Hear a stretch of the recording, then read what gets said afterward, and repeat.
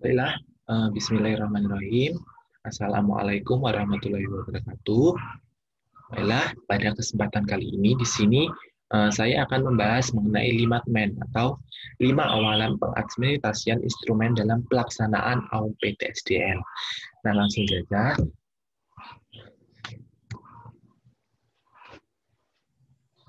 Yang pertama itu kita akan membahas mengenai pengertian atau penjelasan mengenai AUM PTSDL. Nah, alat ungkap masalah PTSDL ini merupakan salah satu instrumen yang digunakan untuk mengungkapkan bagaimana kondisi siswa saat belajar ataupun mahasiswa. Nah, melalui instrumen ini, berdasarkan jawaban mahasiswa atau peserta, bisa siswa-siswi yang telah diberikan, diharapkan mampu mengungkapkan mutu belajar siswa sekaligus mengungkapkan masalah-masalah yang berkaitan dengan belajarnya. Nah, AUM PTSDL ini sendiri terdapat 5 aspek. Yang pertama itu merupakan aspek persyaratan, penggunaan materi pelajaran atau P. Yang kedua yaitu keterampilan belajar atau T. Selanjutnya yaitu sarana belajar atau disingkat S, keadaan diri pribadi disingkat D, dan yang terakhir adalah lingkungan belajar dan sosio-emosional yang disingkat L.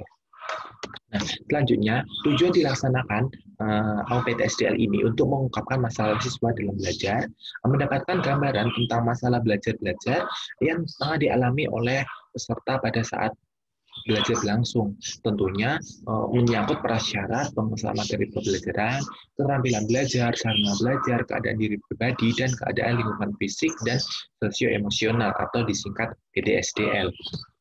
Nah, selanjutnya yaitu cara mengerjakannya. Nah, cara mengerjakannya, instrumen yang diadministrasikan itu yaitu dengan menggunakan buku kecil, yaitu AUM PTSDL, dan lembar jawabannya. Sebagaimana dikemukakan dalam petunjuk pada tertulis pada buku AUM PTSDL itu sendiri. Nah, selanjutnya yaitu perencanaan. Sebelum kita memulai kegiatan, tentunya kita harus melakukan sebuah perencanaan terlebih dahulu, yang yaitu terdiri dari menetapkan waktu tentunya, sasaran, dan jumlah peserta didik yang akan mendapatkan layanan asesmen ini. Selanjutnya yaitu menyiapkan buku-buku AUM PTSDL sesuai jumlah peserta didik. Dan jangan lupa, lembar jawabannya harus disediakan juga supaya kegiatan berjalan dengan tanpa rancu. Selanjutnya yaitu menyiapkan ruang dengan situasi yang tenang, pencahayaan baik, serta kursi yang nyaman. Nah, selanjutnya yaitu mengenai penyelenggaraan AUM PTSDL itu sendiri. Nah, yang pertama, peserta didik diberikan buku AUM PTSDL berikut lembar jawabannya dan memastikan seluruh peserta didik mendapatkan hal yang serupa. Selanjutnya, peserta didik dipersilahkan untuk mengisi identitas terlebih dahulu pada lembar jawaban dengan alat tulis ballpoint atau dengan tinta lainnya.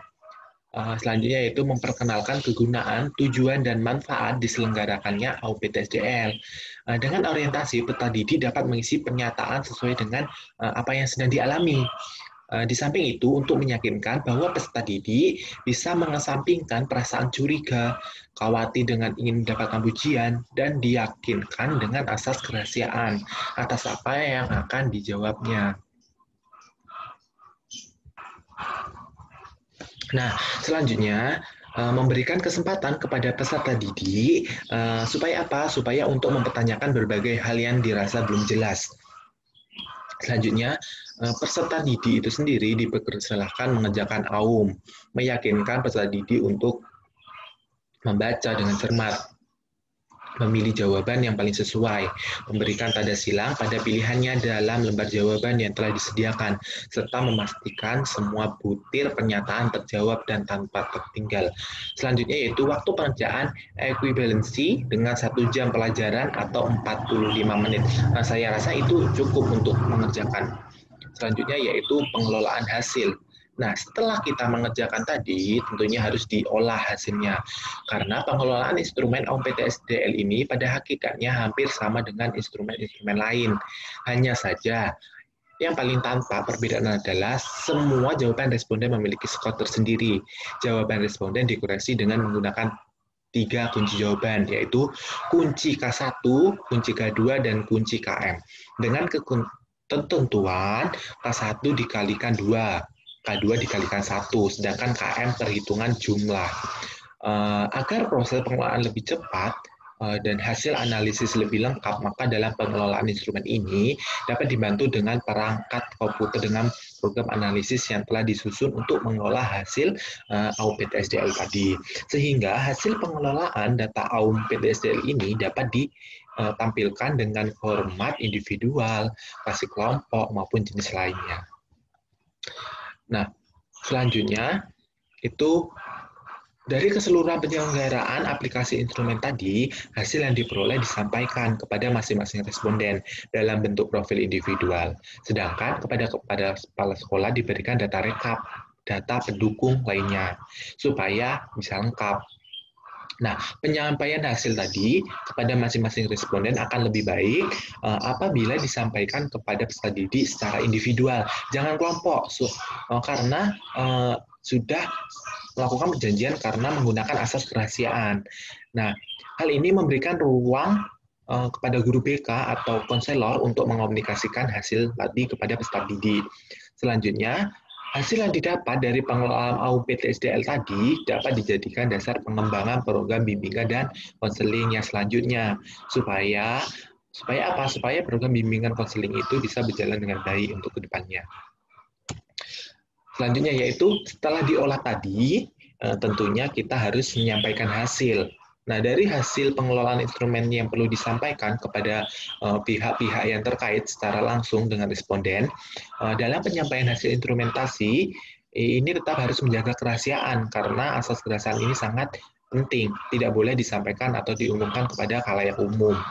Nah, dalam forum khusus, hasil instrumentasi dapat dijadikan topik atau bahasan diskusi, namun tetap harus menjaga kerahasiaannya. Nah, selain itu, dari keseluruhan penyelenggaraan aplikasi tadi, hasil yang diperoleh disampaikan kepada masing-masing responden dalam bentuk profil individual, sedangkan kepada guru, bimbingan, dan konseling atau kepala sekolah diberikan data rekap, seperti yang saya jelaskan tadi. Nah, penyampaian dari hasil instrumentasi kepada masing-masing responden ini gimana ya, akan lebih baik apabila disampaikan secara individual, dan jangan sampai pihak-pihak lain itu mengetahui. Nah, mungkin hanya ini penjelasan Limatmen mengenai pelaksanaan AUM PTSDL. Kurang lebihnya saya mohon maaf. Akhir kata, wassalamualaikum warahmatullahi wabarakatuh. Dan selalu tunggu video saya selanjutnya.